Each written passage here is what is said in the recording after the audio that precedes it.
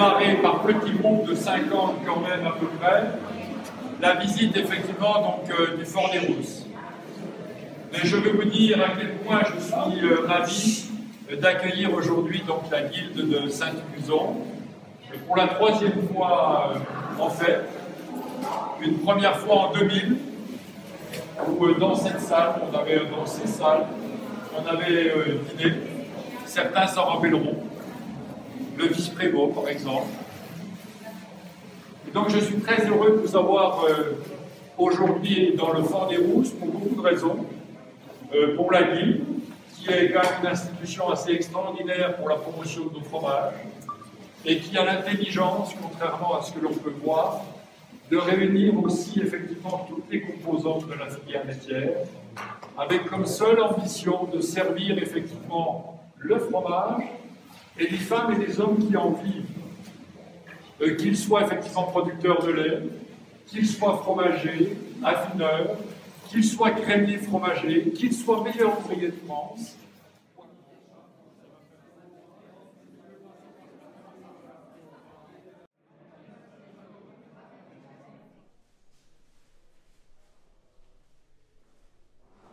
Alors ici, on a reconstitué, on va dire, une ancienne fruitière qui date d'il y a une quarantaine d'années. Bon, il faut savoir quand même que la première fruitière à Roubaix date de 1260.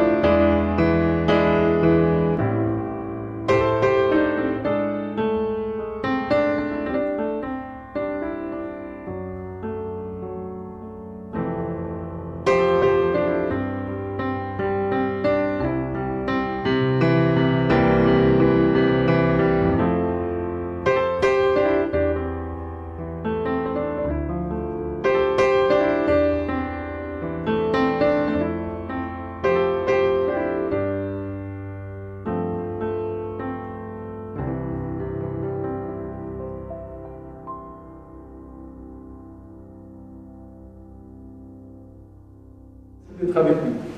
Donc 58, on redémarre effectivement cette société, et encore un 7 important pour nous, puisque c'est en 1997 que nous avons rentré donc, les premiers fromages, et ensuite la guilde est venue goûter les premiers résultats en 2000. C'est ce que j'explique, c'est modestement, hein, bien entendu. Vous voyez, ça c'est le numéro de la fruitière, ça c'est des mois d'août. Vous avez des août, vous avez des septembre. Donc c'est des fromages qui entre 2 et 3 mois, 3 mois et demi, sensiblement, voilà, passent obligatoirement dans la notion de cave chaude.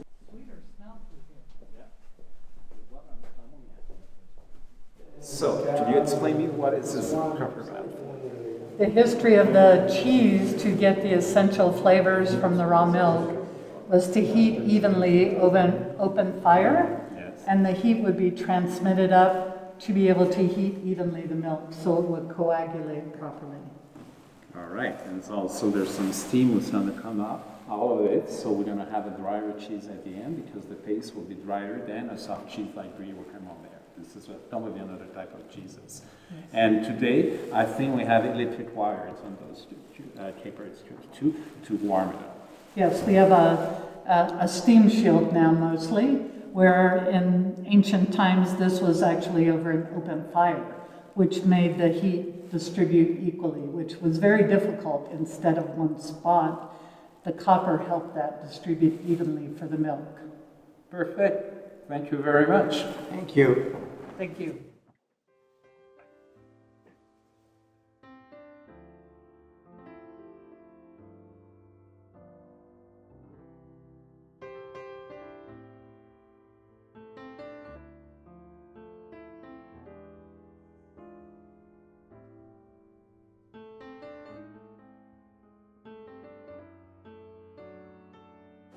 sommes sous une forêt, et j'ai dit effectivement donc, les architectes militaires et les constructeurs, c'est de capter finalement dans son ruissellement l'eau qui arrive de la forêt au-dessus de nous et de la pluviométrie quand même généreuse dans notre beau Jura, pour évidemment qu'il n'y ait jamais de d'eau qui tombe dans cette cave, et en plus pour récupérer cette eau, tous les kilomètres de galerie.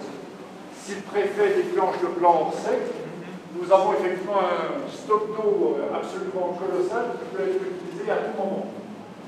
Un des réservoirs du fort, qui est un niveau en dessous de nous, dans des salles voûtées extraordinaires, est constitué de 12 salles de 17 mètres de longueur par 6 mètres 40 de large et 3 mètres de hauteur. Je vous laisse faire le calcul du nombre de mètres cubes d'eau. J'y suis allé une fois en barque. Alors, Franck Ferrand, en rentrant, a identifié l'insigne impérial, mais au pluriel. Si nous sommes dans cette poudrière, et si elle s'appelle Napoléon, c'est à la fois, parce que c'est bien une idée de Napoléon, mais une idée du général Bonaparte, en fait, qui va combattre les contre-révolutionnaires en Italie, qui voit la vallée de l'Orbe avec le lac de Joux, qui est une vallée en pente douce, qui part au nord-est, et qui, selon lui, serait un point d'attaque donc facile. Et il décide stratégiquement de verrouiller effectivement donc, cette vallée. Il ne la construira jamais, cette forteresse. Elle démarrera en fait à partir de 1840. Pour autant, les militaires ont installé ici l'aigle impérial, mais en pensant pas seulement effectivement donc, à Napoléon, mais à une bataille majeure, évidemment donc pour l'empereur, mais pour les empereurs, c'est d'Austerlitz, qui a réuni les 3 empereurs et qui est effectivement la bataille effectivement, de tout l'épopée napoléonique.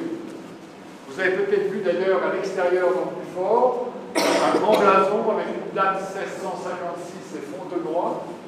Le 23e régiment d'infanterie a été formé sous Louis XV. Et si vous avez vu des lions un peu partout, c'est qu'après effectivement cette bataille de Fontenoy, Louis XV a donné la devise finalement du 23e, auquel j'ai appartenu, ce ne sont pas des hommes, ce sont des lions. Voilà pour le petit volet historique. Alors ce que vous allez voir maintenant est totalement fromagé, mais nous avons conservé le même dispositif. Nous sommes totalement enterrés. Je vous en dirai un petit peu plus dans la cave. On va partir dans un cheminement fromager avant une découverte de la cave Napoléon après la pluie. On est reparti.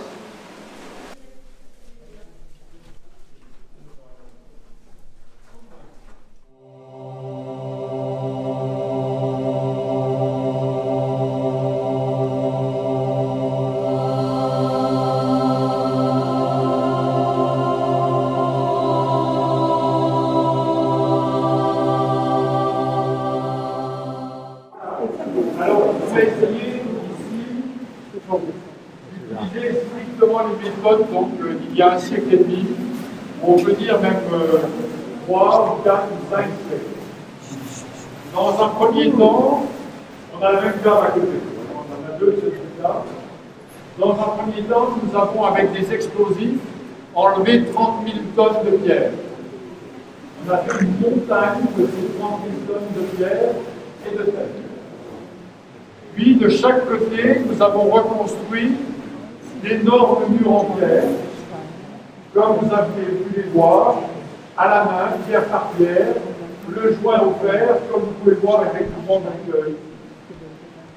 L'étape d'après a consisté à mettre des grands gabarits en bois, comme ça s'est toujours fait dans le passé, et sur ces gabarits en bois, à la main évidemment, chaque pierre a été posée, croisée comme vous pouvez le voir, c'est un élément essentiel d'une voûte.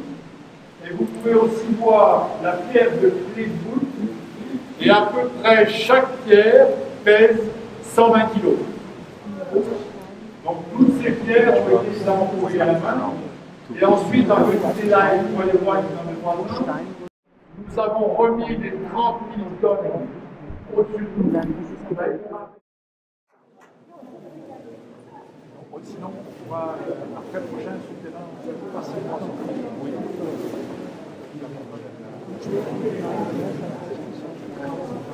Il a replanté les arbres. Voilà. Ça fait longtemps, Roland, que vous le connaissez? J'ai le bonheur de connaître Jean-Charles Arnaud depuis 35 ans. Pour pas dire 10 de plus. Parce que ça nous emmènerait trop loin.